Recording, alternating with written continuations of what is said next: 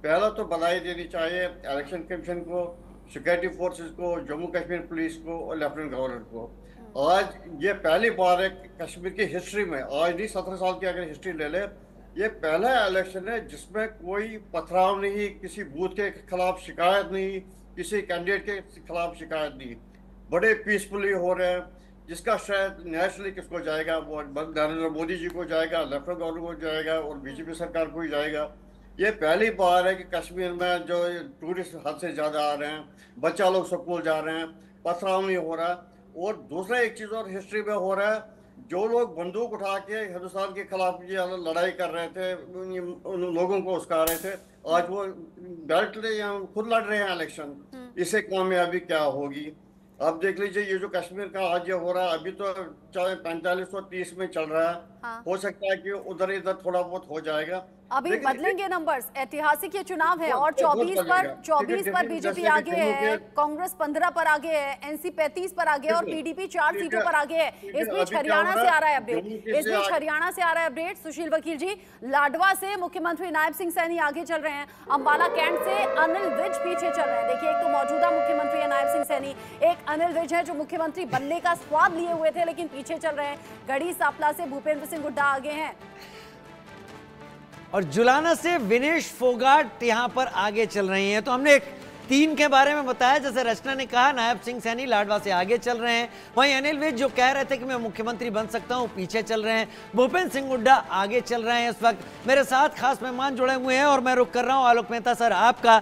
Alok Mehta sir, Congress का जो प्रदर्शन हरियाणा में दिखाई पड़ रहा है, हमने कई जगह अपने संवाददाताओं के जरिए बात की, जो कांग्रेस के कार्यकर्ता हैं वो केवल ये कह रहे हैं चौधर तो होगी रोहतक की, यानी भूपेंद्र सिंह हुड्डा की बात होगी, शैलजा के नाम पर ये कहते हैं वो सीनियर लीडर हैं। क्या इन दोनों के बीच में कहीं दीपेंद्र सिंह हुड्डा का नाम भी आता है? राजीव जी, आपने कहा पहले तो परिणामों की बात करें। देखिए, अभी जिस तरह से ट्रेंड दिखाई दे रहा है 34 और उधर 10 के आसपास है, यदि 34 और 10 मिलाइए 44। यदि इस तरह से जो इंडिपेंडेंट है, और हरियाणा का जो इतिहास हम और आप भी देखते रहे हैं, भजन लाल के समय में सरकार जा रही थी और फिर आ गई, ऐसी स्थिति में क्या कहना, अभी बहुत जल्दबाजी होगा। लेकिन हाँ, उत्साह जैसे लड्डू बट रहे हैं, जलेबी, क्योंकि अब तो फैक्ट्री लगने वाली है। राहुल गांधी ने अनाउंस कर दिया 50,000 लोगों को तुरंत जॉब मिलने वाला है, क्योंकि फैक्ट्री जैसे ही भूपेंद्र सिंह हुड्डा या उनकी पार्टी कांग्रेस पार्टी बनेगी, वहाँ तो फैक्ट्री लगने वाली है जलेबी की। तो इसलिए अभी जलेबी, जबकि वहाँ पर आप तो फरीदाबाद में रहते हैं, वहाँ का घेवर ज़्यादा मशहूर है, जबकि मेरा जहाँ तक मैं थोड़ा बहुत समझा हूँ हरियाणा जा कर के, तो लेकिन अब घेवर वालों का क्या होगा पता नहीं।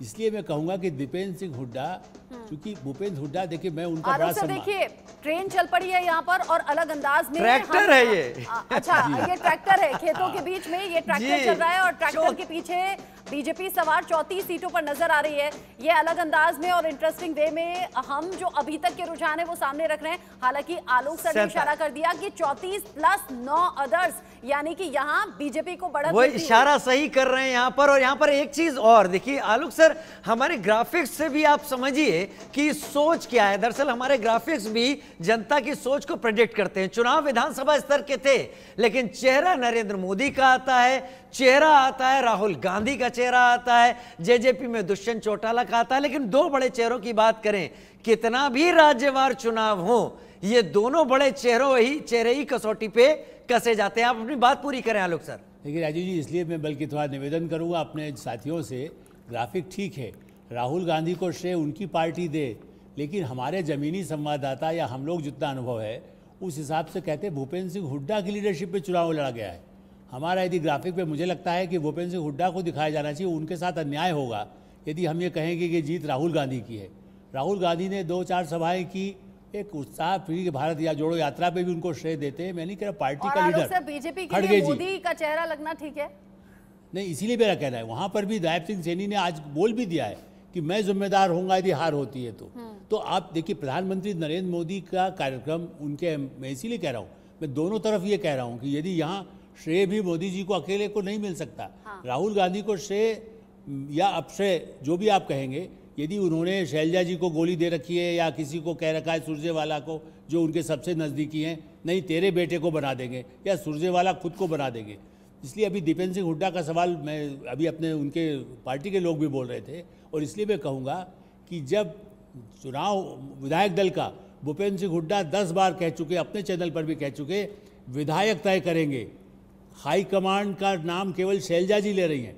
ये ठीक है कि मोहर तो हाईकमांड की लगती है। चलिए मैं अरे बड़ी बहुत खबर बड़ी दे खबर। देता हूं। इल्तिजा मुफ्ती, महबूबा मुफ्ती की बेटी पीडीपी से इस वक्त पीछे चल रही